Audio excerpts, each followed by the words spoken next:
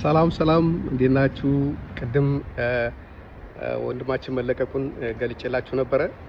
አሁን ደግሞ እንደገና ያን ጊዜ አያያዛቸው ልክ ስላልነበረ እንደዛ ደብድቦ ራቁቱን አድርጎ ስላሳዩ እንደገና በአዲስ መልክ ለማሰር ፈልገው እናቱም ጋር ፖሊሶች መጥተዋል። እንደገናም ደግሞ እሱንም ወደ አዲስ አበባ ፖሊስ ኮሚሽነር ጌቱ ቢሮ እንድትሄድ ተብሎ መልእክት ንገሩት ተብሎ ሄደዋል።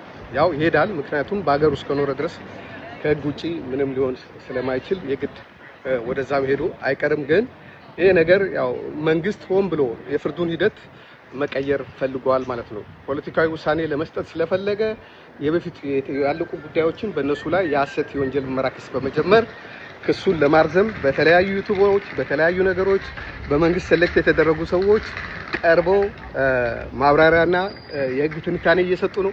ለአንድ ሰው የአንድ ሰውን መብት ለመንጠቅ መንግስታዊ የሆነ ስራ እየተሰራ እንደሆነ ሁላችሁም ልብ በሉ። ይሄ ነገር ጉዳዩ ከሆነ ሰዎች ከተፋቱ 7-8 ዓመት ሆኗቸዋል። ፕሮሰስ ላይ ነው የነበሩት። ነገሮቹ ተሸጡ ከተባለ ወይ ደግሞ 12 ወይ 13 ዓመት ሊሆን ይችላል። እነዛ ያን ጊዜ ይሸጡ የነበሩ ነገሮች ባልና ሚስቶች አብሮ በነበሩ ጊዜ ውክልና ባል ካለው ባልየው ይሸጣል። ምክንያቱም እሷ አንዷን ቦታ ሄዳ መሬት ገዝታ አታውቅም።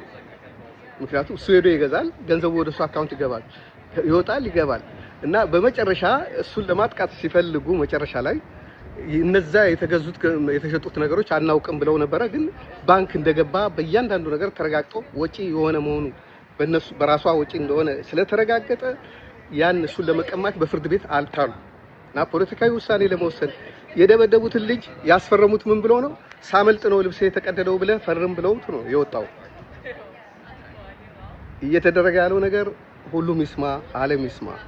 እኔ እያንዳንዱ ነገር የተከሰተውን ነገር እያስተረጎምኩ አውሮፓ ውስጥ ባሉ ለአምነስቲ ኢንተርናሽናል ለተለያዩ የአውሮፓ ህብረት የውጭ ጉዳይ መስሪያ ቤቶች እበትነዋለሁ።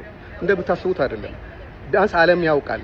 ኖቤል ተሸላሚ ጠቅላይ ሚኒስትር ያለበት ሀገር ምን እንደሚደረግ ዓለም እንዲያውቅ፣ ፍርድ በጉልበት እንደሚፈጸም ዓለም እንደሚያውቅ፣ ሰዎች አያያዛቸው እንዴት እንደሚያዙ፣ በብሔራቸው ምክንያት እንዴት እንደሚጠቁ የሆነ ስልጣን ያለው አካል ዘመድ የሆነ ወይም ደግሞ በዛ ጎሳ የሚጠራ ሰው የሆነ ነገር ሲሆን ወይም ደግሞ ሲፈልግ ምን እንደሚደረግ ዓለም እንዲያይ እያንዳንዱ ነገር እየተተረጎመ እየተተነተነ ማስረጃዎቹ በእጄ ስላሉ ሁሉንም አቀርባለሁ።